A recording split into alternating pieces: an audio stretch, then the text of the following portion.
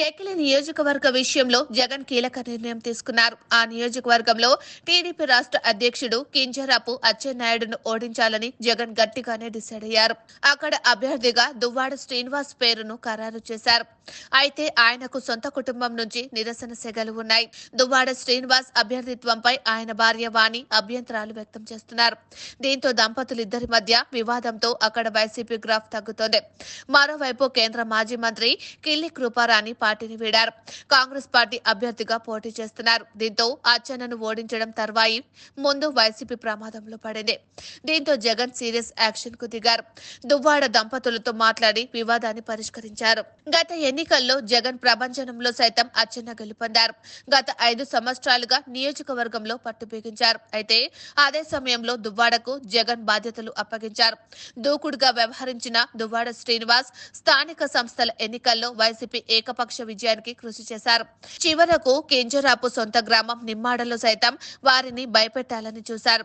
అది నచ్చిన జగన్ దువ్వాడకు ఎమ్మెల్సీ పదవి ఇచ్చారు.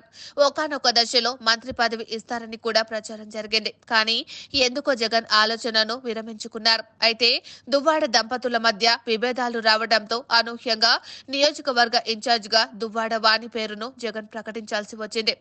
దీంతో అంతా వాణికే టికెట్ ఇస్తారని భావించారు. కానీ జగన్ యూటర్న్ తీసుకున్నారు.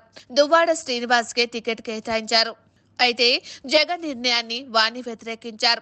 ఇండిపెండెంట్ గా పోటీ చేస్తానని ప్రకటించారు. ఎట్టి పరిస్థితుల్లో పోటీ నుంచి తప్పుకోనని తేల్చి చెప్పారు.